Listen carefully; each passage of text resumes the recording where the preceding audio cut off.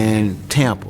It was a monumental game. Somebody had to lose, and thank God it was them this time. We knew it was going to be a battle. Look at Jake Gaither's record. 202 and 36, I think, some off-the-wall figures. And nobody would play him because they didn't want to take a chance of getting beat. But the truth of it is, over 46,000 tickets. Blacks were sitting in the east stands. Whites were sitting in the west stands, and the score wound up 34-28. The only thing we proved that we wasn't inferior, that we were not inferior, and we were not afraid. For one night, for 160 minutes, we was better than them. The Cavil Group is a Florida-based marketing and training consulting firm. We help businesses communicate to their target audience and engage them in conversation. We also help to expand their audiences, which will ultimately result in growth for those organizations. In addition to being a certified constant contact specialist, my colleagues and I are also certified in John Maxwell Leadership Principles. We use these proven principles to conduct workshops, training, and private coaching sessions for individuals and companies looking to take things to the next level. Contact us to schedule a free consultation. Issues today, don't delay, call Cavil. The Creole seasoning is a sodium-free and sugar-free blend that's versatile enough to put on anything. One of the first blends I developed more than 8 years ago, the Creole seasoning has an unmistakable aroma, a bold flavor, and a little heat for character. Every time I open one of these bottles, I hear trumpets and big band music. For my people that don't get to see me, trying to remind you who you are, just like in Romans 3. See, we about to blow across the world just like a day that's breezy. This motivation for the people and this classic Bible teaching say, make this for my people that don't get to see me, trying to remind you who you are, just like in Romans 3. See, we about to blow across the world just like a day that's breezy. This motivation for the people and this classic Bible teaching, hey, hey, hey, hey, hey, hey, hey, motivation.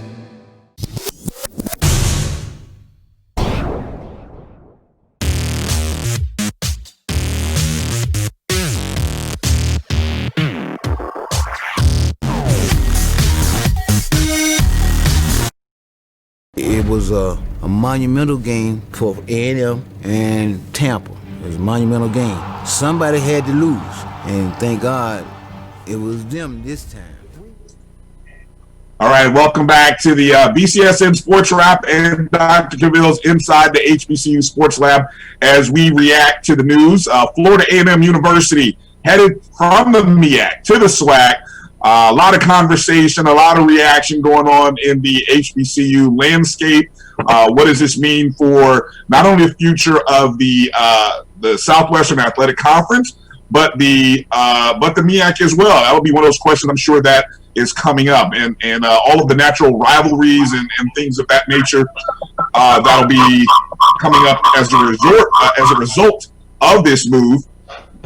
And I know joining us right now we have Colonel Greg Clark, the president of the Florida A&M University National Alumni Association, as well as head coach Willie Simmons.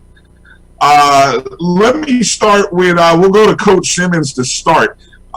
Coach, I'll ask a question, and let me just focus for this particular season with the news that this is the last year for FAMU playing in the MEAC. Are there any, as you think about them right now, are there any particular goals or just any heightened games that maybe coaches or players or maybe even yourself are thinking about? A potential last contest against North Carolina A&T, an opportunity in the Celebration Bowl, anything like that? There's a little heightened now that this is the last year playing in the MEAC. Well, obviously, our goal every year is to be the best team in the conference, which means winning the conference championship and then represent the conference in the Celebration Bowl. So this decision doesn't change that. Obviously, being that A&T is exiting the conference as well, I think everyone is looking forward to that final matchup because the last 2 years, that they've been great games, and we've probably been the two best teams in the conference over the last couple of years. So I think that game will carry a lot of meaning. It was already going to carry meaning anyway, but now I think it carries even more meaning, being that two members that have been long-standing members of the conference are exiting after this season. So that game, and then obviously the Bethune-Cookman game, regardless of what conference we're in, is always going to be the marquee matchup for us of the year. So I don't think that nothing. I don't think anything changes. We always feel like we have a target on our back here at Florida A&M. We feel like we get everyone's best shot every week anyway, and I don't think that's going to change. So we're looking forward to it. that's a part of the pageantry of college football, these rivalries and these big time games that people look forward to. And so I'm hoping that we can start the season, on time, so that we can begin our quest of, like we say in our hashtag, leaving no doubt. Coach, to kind of follow up on what you were talking about there, one of the questions I'm getting is, what does this mean for the Classic, obviously, with Bethune-Cookman University going forward? What does that look like? Will they continue to be on the schedule? Well, obviously that's a staple, and we're contracted. We're contracted with Bethune-Cookman for years to come. And so I don't think this move will. I'm pretty positive that this move won't have any bearing on us playing them. I think it's something that people look forward to. I think it's a game that's going to always take place, just like any other cross-divisional, cross-conference rivalry. You look at Clemson, South Carolina, that I played in. They're both in different conferences. Florida State and Florida are in different conferences. So just because we're in different conferences doesn't mean that we can't have a rivalry. That is our rival. We have some rivalries within the SWAC that people want to see, but when you ask Rattlers who our rival is, it's the Bethune-Cookman Wildcats. And so there'll be a team that's always on our schedule, regardless of what conference either team is affiliated with.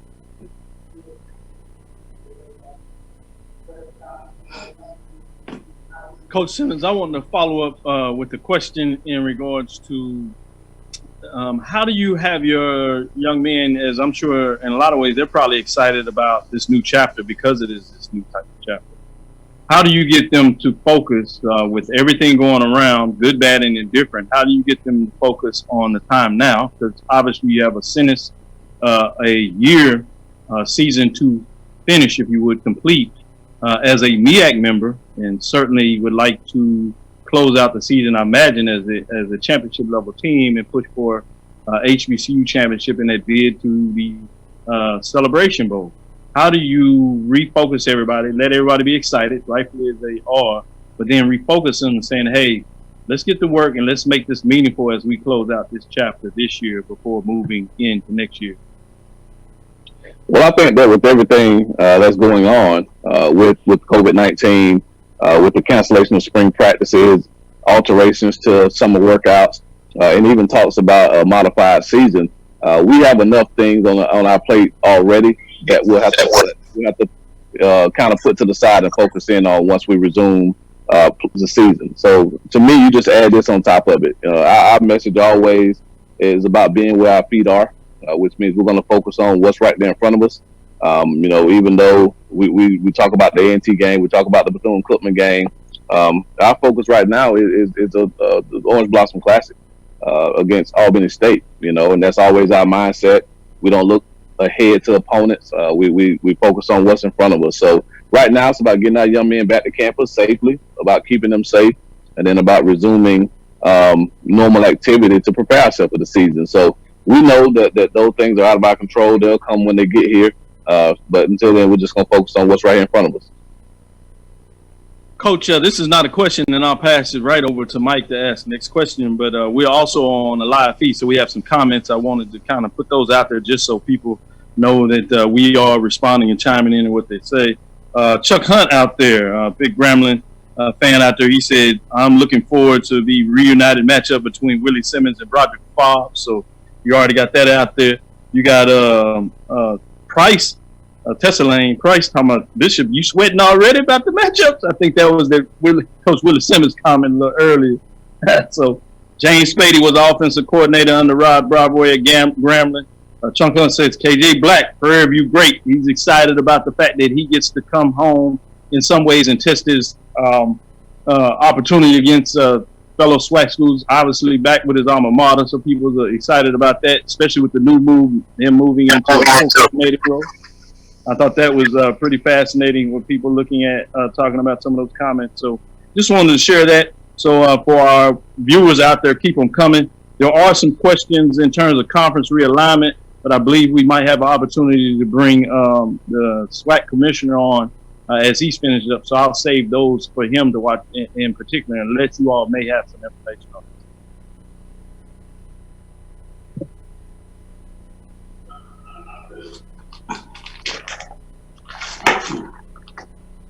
Mike, the floor is yours. I know you had a question.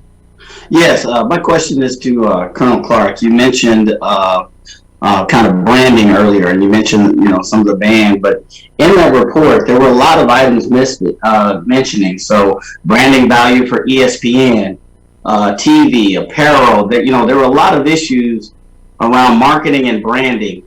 And can you take us through a few more, maybe one level deeper into how this move will help in those aspects? We've talked about the travel costs. We've talked about other things, but from a pure branding standpoint, how can you give us some specifics as to what you would expect that FAMU to benefit with this move on? Okay, so good question. Two things. First, thing that jump out is the apparel deal. We need to be in a position to negotiate our own apparel deal. We spend a ton of money with apparel distributors, but our current deal has us up under the umbrella of the MEAC conference and their apparel deal. So that's the first big one that should pump a bunch of money back into our coffers by being able to go out and negotiate it. The second thing I think is, let's just be clear about it. If people think about black college football, they think about SWAC, period. Now, I know, we've done a great job in the MEAC, as you can see with the Celebration Bowl and some of the other things that's going on. But when you think about the history of black college football, I mean, the SWAC is the foundation, period. So for us, I think it was important. And what I'm going to be curious to see here, too, is I hope we can help each other through this process. I know I'm going to switch a second to the academic side of the house.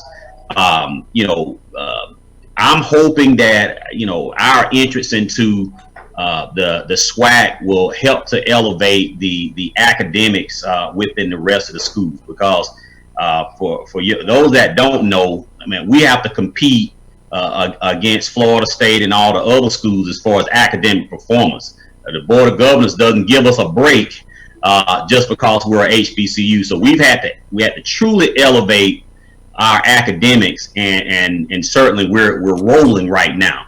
And I'm hoping that that some of the other SWAC schools can start to elevate some of the degree programs, especially at the doctoral level and research level, where we can start doing some collaboration among these schools, within the conference. So, I think just the branding all together, I think you think about SWAC, you think about football.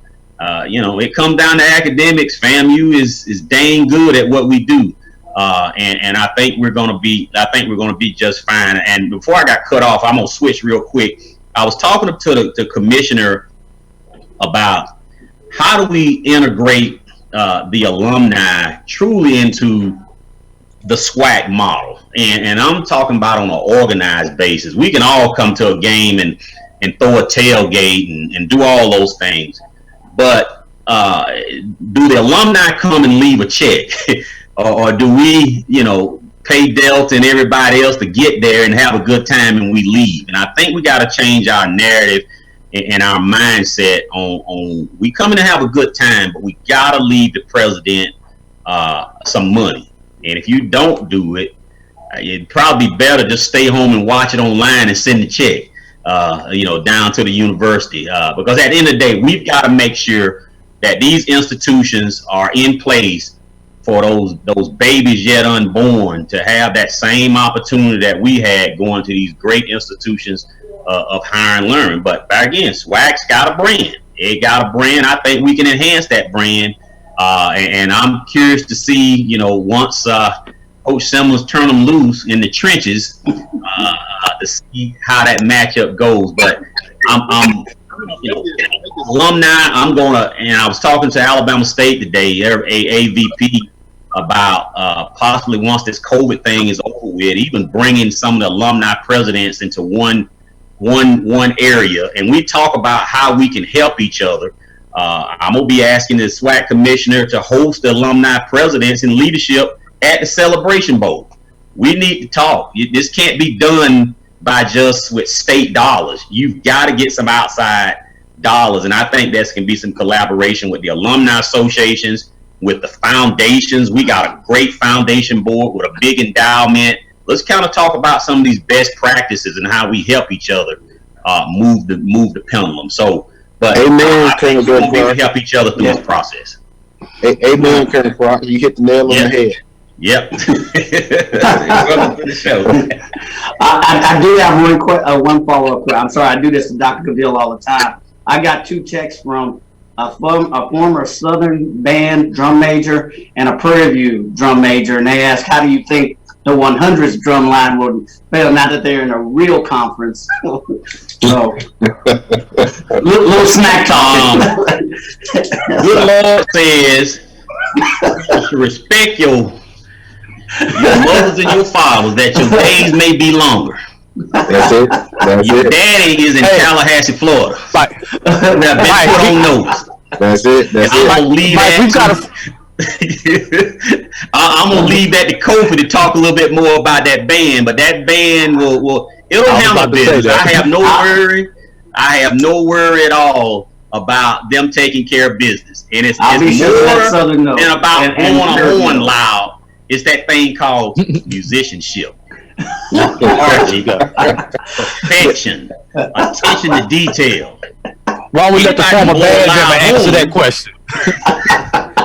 Before that's my answer. Before we get too far from this, folks, I want to jump in. I know we just had AD Gosha come in. I'm gonna let Brian introduce him. But Greg, I actually wanted to mention something to you, what you just said. You know that's something I've been talking to you about. So you don't have to worry that Alumni Association President's conference and meeting. You don't have to worry about that. Me and you will get together. We'll get together some of these other folks in the SWAC. We will plan that as the Black College Sports Network for you, and we will make that happen not only at the MEAC SWAC Challenge, but also at the Celebration Bowl to follow up for the year. We got you on that one, brother. Thank you. Appreciate it. Appreciate it. I'm in and full he comes support to our of that. convention every year. I'll be on that as well. Yeah, we do a big national alumni convention every single year. We do it right, and we raise a ton of money every May or June. So, you know, I'm hoping that I can park some of that into some of the other SWAC schools as a way to raise money. But we got to get in lockstep. The coach shouldn't want for anything. The AD shouldn't want for anything. We got to do it. We got to do it. So. All right. Again, if you're just joining us here on Facebook, whether you're joining us on Dr. Cavil's Inside the HBCU Sports Lab or on the BCSN Black College Sports Network or the BCSN SportsWrap page, this is a live reaction show to Florida A&M approval, actually the unanimous decision by the Board of Trustees to accept the proposal by the athletic department to move from the Mid-Eastern Athletic Conference to the SWAC. And joining us right now, as we've been fortunate enough to have Colonel Greg Clark of the National Alumni Association, Coach Willie Simmons, the head coach of the football program. It's a pleasure to now have one with us, the athletic director, VP Kortne Gosha, joining us right now. VP Gosha, how are you doing, sir? I'm doing well. I apologize for being tardy here. It's a special day for FAMU athletics, and obviously getting pulled in a bunch of different directions. But you know, good things are happening on the Hill, and we're fired up. Yes, sir. It's been a busy 48 hours for you, and I think unanimous among everyone here. We were definitely impressed with everything we saw in your presentation to the board.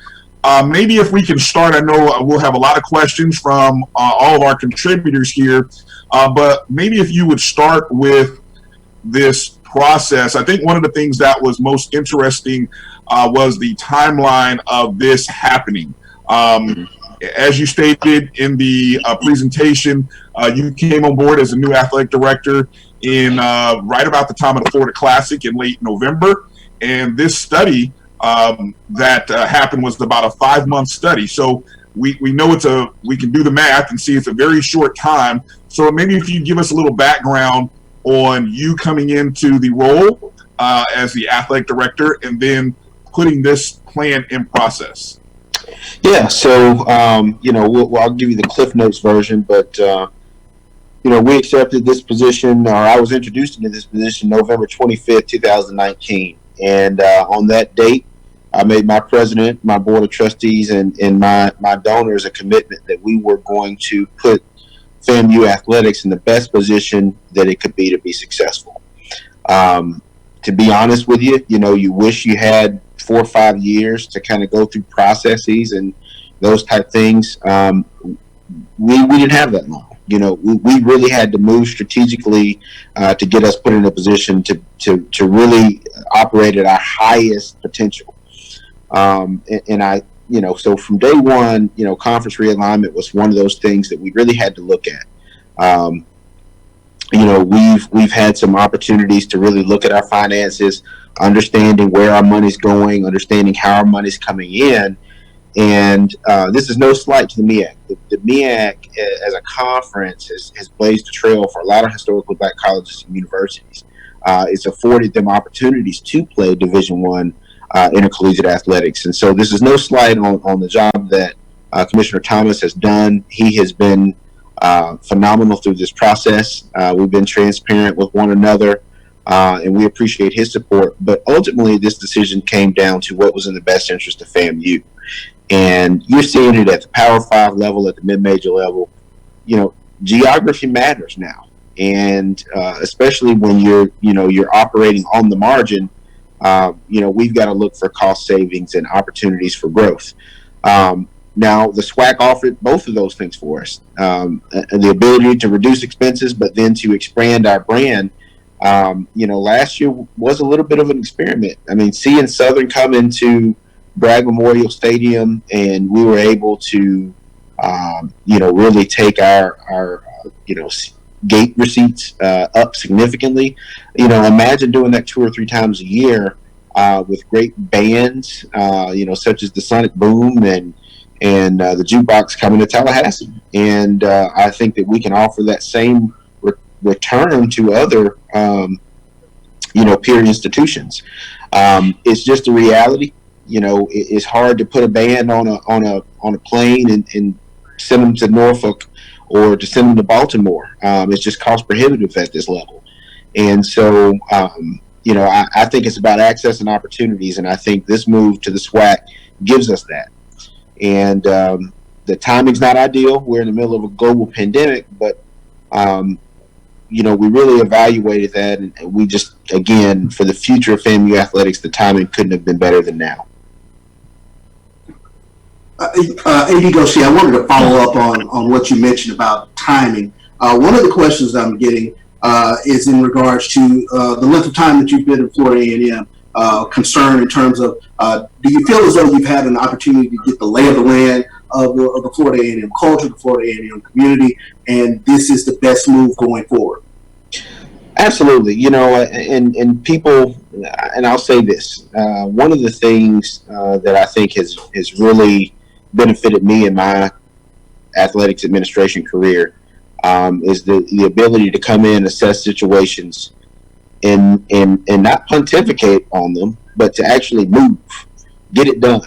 And I think that's the reason that my career has had successes.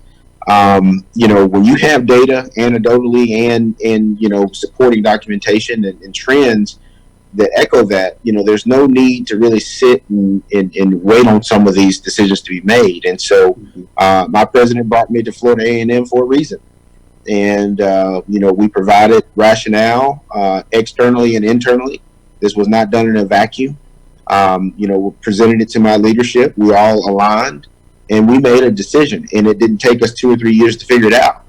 And I think that's one of the challenges. And I'll say, from my professional experiences coming from some PWIs into the HBCU arena, I think that's one of the big challenges. And sometimes we're kind of late to the party.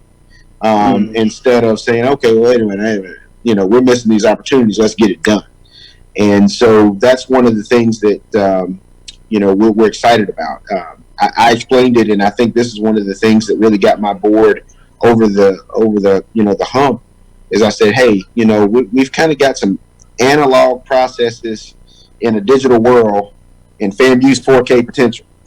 And so that's one of the things that we're really excited about, and we've done that holistically in everything that we've done in my 6 months of being here. With our fundraising, we've partnered with Cash App. We've got different ways of giving. We've raised actual cash in a short period of time. We've brought high-level administrators to the table who are subject matter experts. And I think anybody can tell you who's associated or who's followed FAMU that there's been a drastic change in 6 months. And and we brag different, but I'm gonna tell you, we've got a hell of a coach, and I'm putting everybody in Black college athletics on notice that FAMU's coming. All right, there we go. Well said. Let me ask about. I wanted to ask regarding the study. Just a couple of questions. I found it interesting that Dr. Robinson was on campus as the interim, if I'm not mistaken, at the time the previous study was done. How much of a resource was that to you in this study, or how much involvement did Dr. Robinson have in maybe introducing or sort of referencing back to you that previous study? And then I'll ask another question shortly. Well, frankly, I did not even know there was a study commissioned prior to my arrival. As I reached out to the consulting firm, that's when it came up. Well, there's actually a study that's already been done. And so, what we did is we kind of really took that older study and we studied, we evaluated. We said, okay, what's changed from 2014 to now? Obviously the institution, we FAMU have changed. So what has changed? What's the landscape of intercollegiate athletics? And then we assessed that, and then we asked some new questions. We asked, we really looked at that to the consistency of both leagues. Like, hey, what are some things out there? To be frank, in that study, we studied other leagues. We studied some predominantly white institutions leagues and a couple of other things that have been talked about that are out there, and so this wasn't done in a vacuum. I think the timing is right. After meeting with a couple of other commissioners, we felt that the potential with FAMU and the SWAC, after meeting with Commissioner McClelland, would be second to none. And, he really sealed the deal. He's innovative. I think he's going to, like Dr. Thomas, I think he's going to be transformational about college athletics. And so to have a similar mind who's very progressive, there's some progressive athletic directors in Black college athletics. I'll talk a little bit about, Ashton at Jackson State and Jennifer at Alabama State, two very good friends of mine, who we've had opportunities to really talk about experiences and how we take our programs to the next level. In the MEAC, Dr. Ed Scott and Ingrid McCree. Again, a lot of very innovative athletic directors who are trying to really lift up Black college athletics and take it to places it hadn't been. You mentioned, and it was also mentioned in the study, other conferences that were looked at. Although it wasn't named, as I heard the presentation or even saw in the study, I don't know if you care to share who, maybe any other conferences. I know a lot of people were saying, well, what about this conference? Or, I think maybe was there any reference towards other conferences like the Atlantic Sun, the Southern Conference, the Big South? Any of those conferences, were they comparable or used as the third conference in the study? Yeah, absolutely. I won't name the specific one, but I think you hit it on the head, with some of the ones you listed.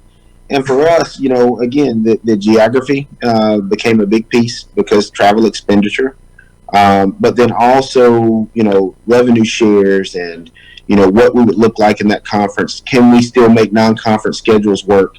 We're committed to the Florida Classic. I mean, we're still going to play Bethune on an annual basis in the Florida Classic. I mean, that's not going to change.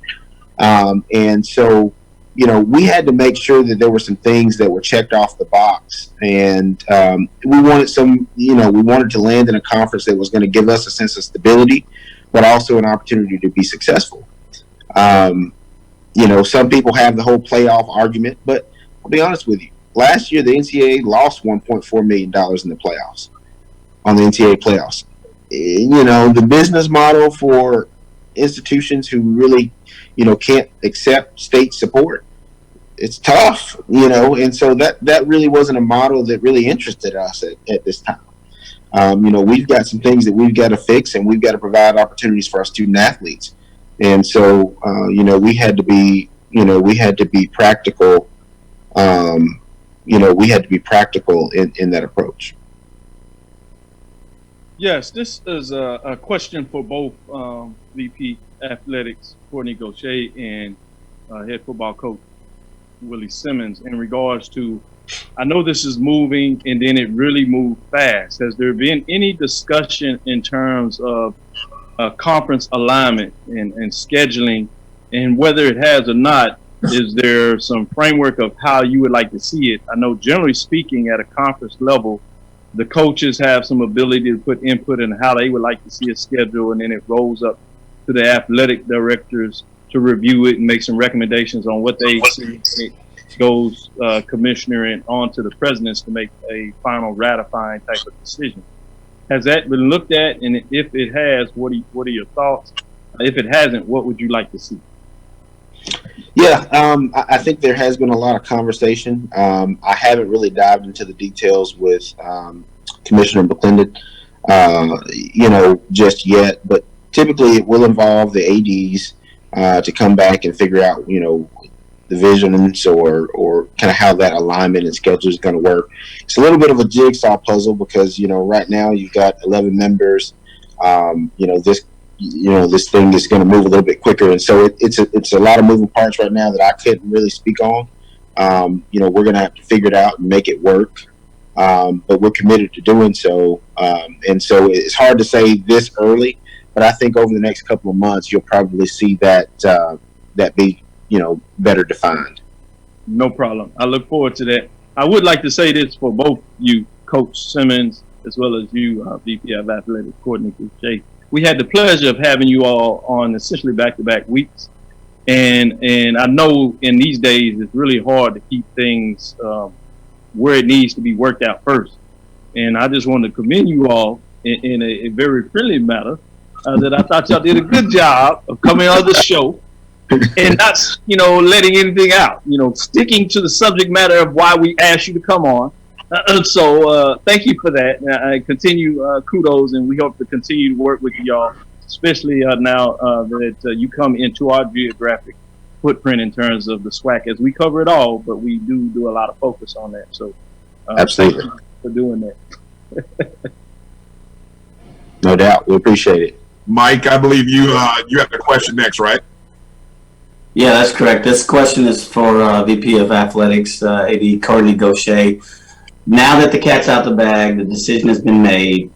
There's obviously 3 or 4 critical strategic steps that are in front of you. I mean, this is where the nuts and the bolts start in terms of transition. Obviously, you have the 2020 season. If COVID-19 will allow us to do some version of that, or what do you see as the most significant next 3 or 4 critical steps strategically to get integrated into the SWAC? Well, I think the first thing, is to make sure that we're cognizant of our MEAC peers. I think that's the first thing. This move, is bittersweet. We've got a lot of rich traditions, and then quite frankly, there are a lot of HBCUs that this move could affect. And so that's never our intent. And so that's what makes this bittersweet. So I would say the first thing is to make sure that, we exit with class, that we help our MEAC peers as best as we can. We're all trying to survive. We're all trying to take it to the next level. And so we're very cognizant of that. The second thing would be just to make sure that,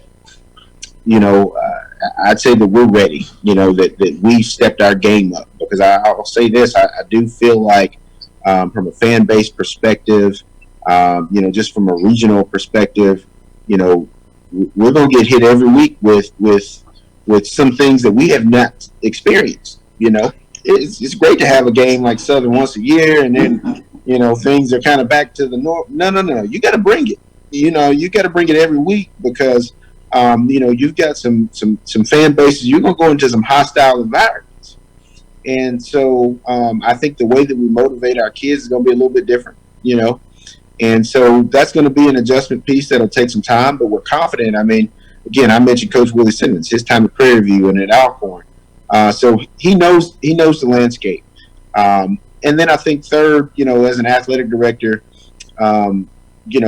we're finding opportunities to really work with a core group of elite professionals and SWAC ADs, and how we can still partner with MEAC, ADs and other HBCUs to create perennial opportunities. That's what it's all about. And so I see those kind of being the three big challenges, and how we really address those going in. Okay.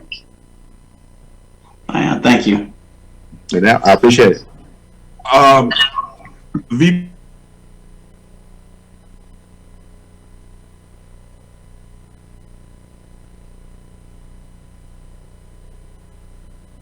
Brian, we are lost. We lost your audio. You need to repeat everything you just said.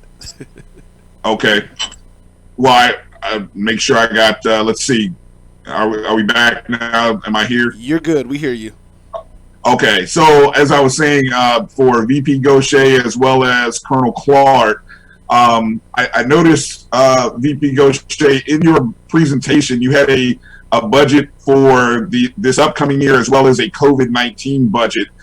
And it had me thinking about plans for classics this upcoming year. And I don't know if any information you can share at this time or maybe a date. But as we start thinking about the upcoming season, football season, and we think about the Orange Blossom Classic and then later eventually the Florida Classic, worst case scenario, do we know or when will we know whether those games will be played in the stadiums that they are scheduled to be played in? And if not, what kind of alternative plans might be in the works? Yeah, I think this year for intercollegiate athletics and particularly football, it's going to come with a lot of ebbs and flows. All indications are looking like, hey, we're going to kick off, and we're going to start football. But quite frankly, there's no AD in the country who knows what it's really going to look like. How many fans we'll truly be able to have in the stands. We will be able to complete a season, etc. I think I saw a couple of reports today where some schools had started to bring student athletes back, and a number of them have tested positive for COVID-19. Okay, so here we go. I think we're in that first phase of really understanding, but all indications that I've received nationally says that we're going to kick off on time. And I think that's going to, if there is a wave or something that's in jeopardy of, affecting the game, I think it's going to be closer to, the cold and flu season, which is, November, December. So who knows? That COVID-19 projection for us was almost like a doomsday look, to say, all right, institution, this is what it could look like. Now, my job as athletic director is figure out how do you close the gap, because there's no magic bullet. There's no way to necessarily fix that, but it can show you really quickly, the effects of COVID-19, and for a lot of us in the intercollegiate athletic space, it can be detrimental. So there's going to be a lot of moving parts, but we're preparing to start the season in Miami and to end in Atlanta. Yeah. So from alumni, a little bit different look. Of course, we got to have a team there for us to do what we need to do. Actually, we should be in Tallahassee right now for our 2020 National Alumni Convention as we speak. We should have been in a Board of Trustees meeting physically today to see all of this, but of course, COVID happened. And so one of the things that we had to do is actually shift our national convention out to the week of the Florida Classic. We have no clue if it's going to go off or not, but we're still planning to support the team in any way we possibly can and trying to move forward. You know, I have to be cognizant of my alumni and especially my season rattlers and ensuring that if they're going to come, you know, we got to put our heads together and make sure that they're safe. So rather right now, we're working toward being there for that first football game, and we'll just kind of see how it goes. But safety is priority, you know, or for us, because we do travel in big numbers. And one of the things that, you know, that's come out recently is the worry, because we booked our hotel in Southern and we got several of them sold out, ready to, you know, in New Orleans, ready to trek over to Baton Rouge for that game. And so we got to kind of take a hard look and see how does that look, you know. So it is an issue, but at the forefront, we're going to always make decisions what's in the best interest of the safety of our alumni. I had another question for AD Gosha, and I wanted to ask, obviously the focus and excitement right now is on football, but what does it mean for the other athletic programs in Florida A&M, the basketball, the baseball, the various other spring sports? What does this expansion of the brand mean for those other sports as well? Well, again, I think it's going to be a big positive for us. When you think about, I mean, and again, you know, our baseball program, 2019 NET champions, you know, our baseball brand is strong, you know, and you know, now putting them in a very strong baseball league with, you know, a lot of, you know, a lot of perennial brands like Jackson State and Alabama State. We're playing a lot of those institutions anyway. And so for us, you know, again, I think it gives us an opportunity to do some things that we haven't. You know, you think about some of the other sports, and, you know, basketball in particular, you know, we've kind of turned the corner with our men's basketball program and just hired a new women's basketball coach. And so it will be really good for us now to really have our fan bases be able to kind of follow and support our basketball brands locally. You know, hey, you can get in the car and go to Montgomery and see a great matchup on a Saturday. You know, all of those types of elements. Our alumni base, you know, think about the alumni that we have in the Houston and Dallas area, you know. So now you've really changed, you know, you've tapped into another set of really opportunity for us. And so we're excited about that. And so I think across the board, all of our programs feel really strong about this because what it's going to bring to the table.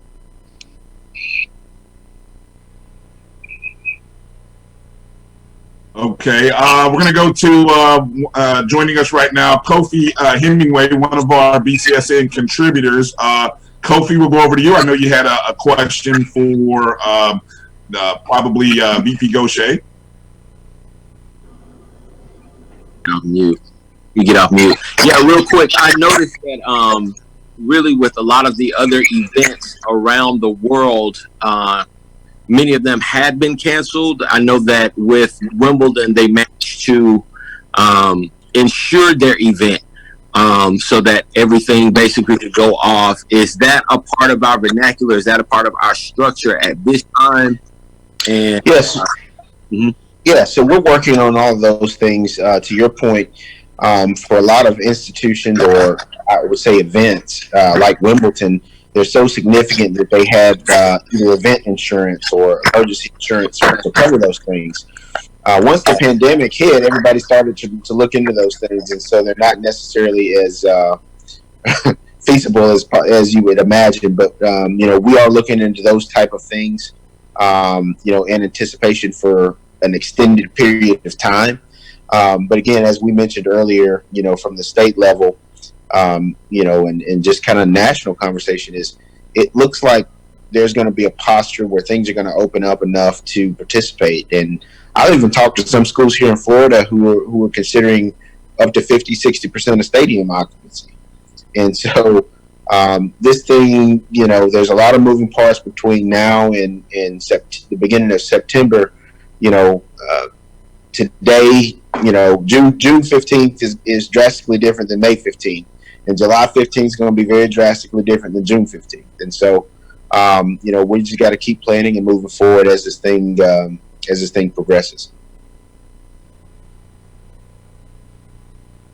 Kortne Gosha, brother Gosha, I wanted to follow up with a question, big picture type of dynamic. So this may be a little early in the framework, so I understand that that's the case. But one of the big frameworks for the MEAC SWAC Challenge was obviously the early game with the MEAC SWAC Challenge, but even bigger was the Celebration Bowl. Has there been any indication on how that is going to move forward? I know a lot of people are having questions about that and concerns. It seems to me at this point, the MEAC is still a viable conference in regards to what's going on there. So I would think that it continues to move forward until something else happens, but I know contractual things are taking place. What can you tell us in terms of what you are aware of in regards to the Celebration Bowl? With the yeah. So very good question. That was actually a point of conversation with both commissioners. Both of them feel very strong about where we are with the Celebration Bowl and those agreements. So we feel confident, you know, and I've seen some of the speculation about, you know, the MEAC. You know, again, the MEAC is going to be just fine. There are a lot of institutions in the MEAC that will continue to keep it vibrant. And again, you know, I don't think they're going to disappear off the face of the planet because Florida A&M. The MEAC, you know, is created by several other great institutions, and so I want to kind of put that misnomer to bed. But I certainly think that the Celebration Bowl will be different, and quite frankly, we're looking forward to winning it in the MEAC and the SWAC. I like it like that, back to back. I guess you Back would to say back. that, as they say in a lot of partners. And I thank you for being so upfront with that answer, because that was out there, and I wanted to put it on the table because I was hearing what you just said, but I think it comes stronger if it comes from you and the other individuals that are directly representing the two conferences. So thanks for that. Mm-hmm. And the beautiful thing about technology, and while we're doing our show, we've got a little bit of breaking news, and I'm going to throw it over to Colonel Clark. Colonel Clark, you want to share a little bit of that breaking news that you just shared with us on the back end? Happy to. Just got a message from our chairman of the Board of Trustees, Mr. Kevin Lawson, that the SWAC presidents voted unanimously 10-0 to invite us into the SWAC. So that hurdle is out of the way. So we're on our way now. Good job. Congratulations. Y'all. Congratulations, VP Gosha, Colonel Clark, Coach Simmons. I'm sorry, talk right over you, Doc. Say that again. No, I was saying that was congratulations. That moved fast. It was great news. I had heard earlier that the ADs acted, and it was also unanimous that the SWAC ADs supported the move, and it went, I guess, directly to the presidents to support that. So it's amazing how everybody is with synergy in regards to the unanimous decisions that this is going across the board at various high executive levels. So to see everybody on this same page, which we've heard from Kortne Gosha, from Willie Simmons, Colonel Clark, the board earlier, it is amazing. I'm not sure if we've ever seen this type of synergy before. So if you're talking about a way to start a new chapter of the 100 years of the Southwestern Athletic Conference, I think this is a very appropriate. So just kind of wanted to put that on the table. Yep. I want to follow up with what you said, Doc, with the synergy and the timing. VP Gosha, maybe if you think about how quickly everything has moved, what are your thoughts? And when you hear and you see how everything has moved and all the synergy and almost all the planets have aligned themselves, it's a tremendous accomplishment of what you and the staff and everyone have been able to do. Share your emotions and your thoughts right now as you're hearing this news.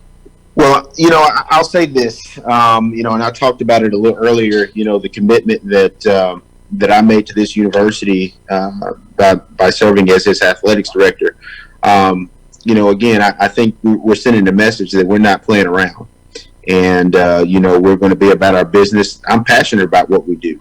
I'm passionate about these kids. I'm passionate about Black college athletics. And, that's what it's all about. And, in order for us to go places that we haven't been, to take the game, to take our programs and our kids places we haven't been, it requires us to do things different. And my goal and my hope is that, any athletic department around the country, that you can see, the alignment piece of it. Hey, this didn't happen overnight. I'll be honest with you, my staff, I've kind of neglected them the past 2 weeks. I'm like, don't call me, focus on what you need to focus on. I've literally been almost like a Democratic Party whip, on the phone and just trying to get that alignment. But again, I think when you can articulate a vision and give people a pathway to get there, that was easy for my president and my board of trustees to get on board and to have that trust in me.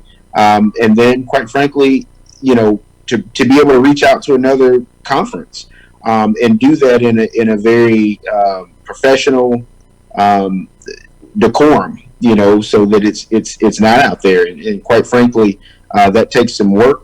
That takes some allies, and we were able to do it in very short form. Eddie Gosha, I wanted to ask this question in regards to, you talked a little bit about the synergy, but you mentioned the ADs around this conference. You mentioned Jennifer Lynn Williams, Ashley Robinson at Jackson State, but this collective group of athletic directors that are in the conference, talk about, I guess, this group that has this sort of dynamic dynamism, if you will, if that's the word, but just this group moving forward under the direction of the Commissioner, Charles McClelland. Well, I'll tell you this. I think, I'm very excited about seeing what this conference will do under his leadership. Again, I think very progressive in every facet of the game. He serves on several the NCAA basketball committee that is really, going to give us some insight and strategic scheduling.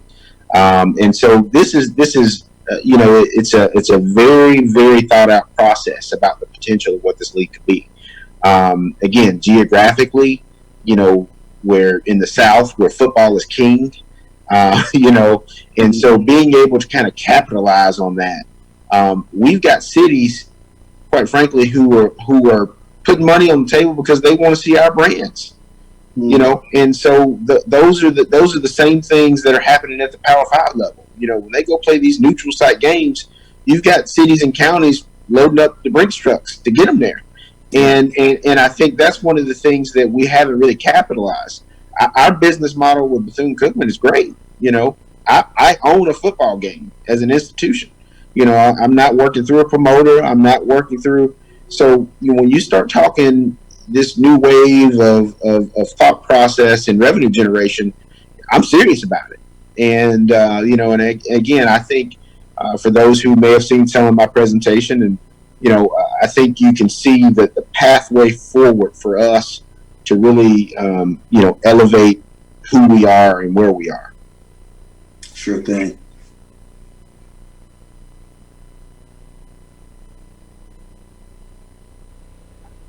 All right, Mr. Gosha, this is Mike Washington again, and congratulations to you and the entire administrative staff. It seemed like there was a whole lot of unanimous action going on right there. Everything was unanimous, boy. Man, y'all got in the room, and that must have been some good tea y'all were sipping in that room.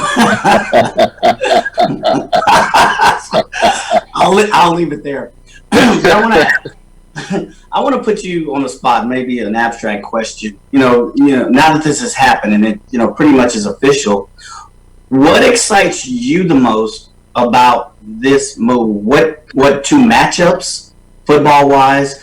What Is it the band going in? I'm going to ask you to give me at least 3 things that excite you the most about this move as the AD, VP of Athletics for FAMU. What 3 things about the SWAC and going to the SWAC excite you the most? That just keep you up at night and you can't go to sleep? So I think there's 3 things. Number one, I think the, you talked about it, the fanfare, the pageantry that this brand of intercollegiate athletics, to be a part of that week in, week out. We got a taste of it in some of our non-conference games, and we get a taste of it in the Florida Classic. But no. This is week in, week out. It's almost somebody actually explained this. They said, this is like the FCS version of the SEC. I said, you're right. It is, right. Actually. and so that's what we want. And I tell everybody, hey, family, we want to smoke. Hey, we that's what we're about. And to be able to march the incomparable marching 100 in anybody's stadium and show up and show out. Man, careful now. When Colonel Clark mentioned the bands, he got cut off. So I just I'm just telling you, you hadn't seen nothing like Dr. Shelby Chipman and our marching 100. So just excited to see that and showcase that around this country. So that would be the first thing. The second thing is, again, for our student athletes and our student, experience. Even our SGA president was like, "Oh man, like this is huge." Our students have gone in.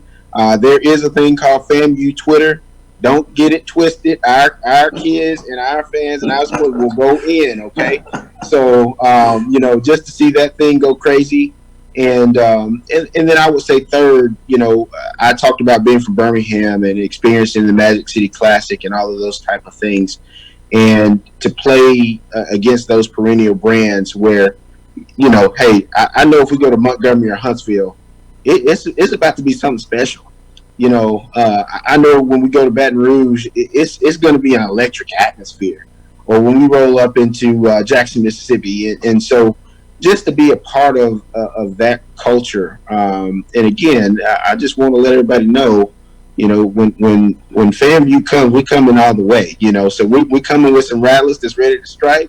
We coming with a band that's second to none. And again, like I told you, I put my coach against anyone in the country, and so we're excited to get this thing going.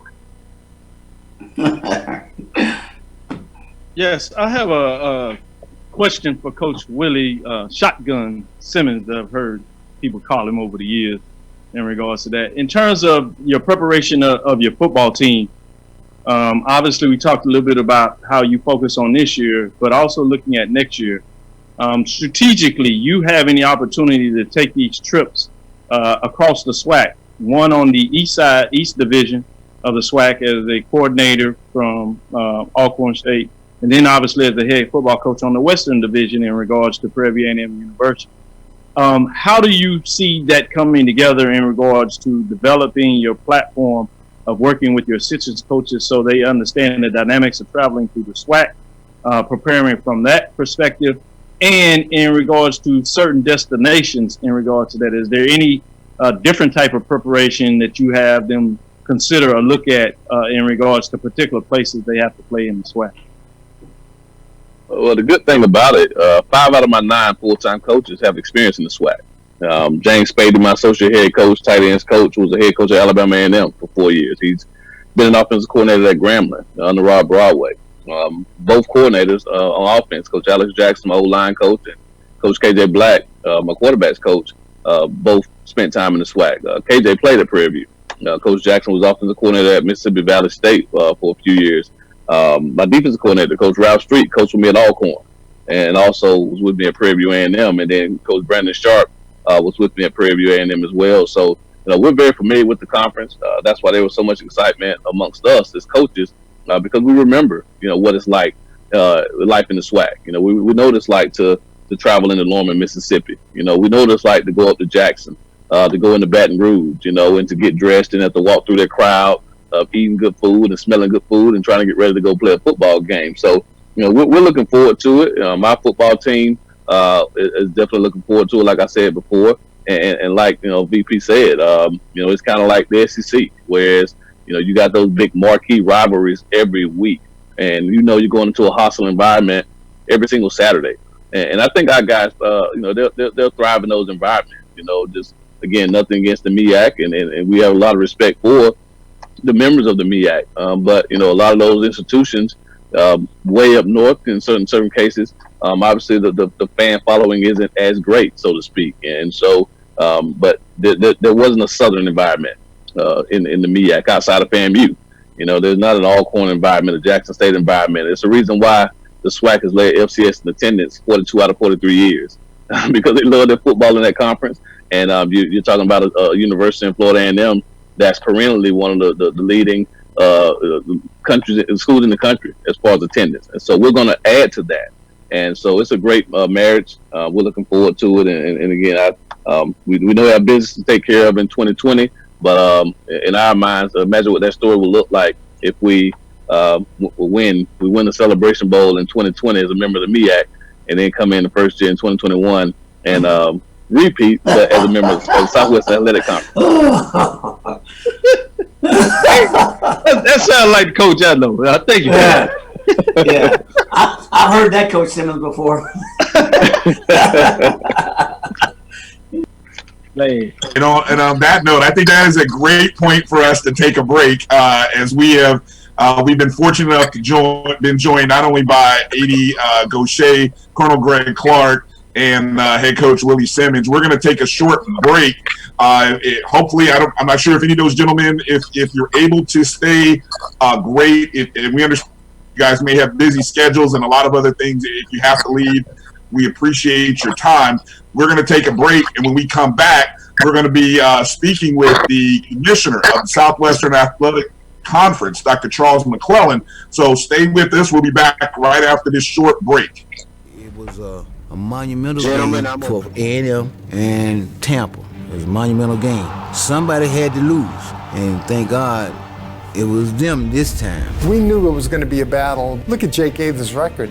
202 and 36, I think. Some off-the-wall figures. And nobody would play him because they didn't want to take a chance of getting beat. But the truth of it is, over 46,000 tickets. Blacks were sitting in the east stands. Whites were sitting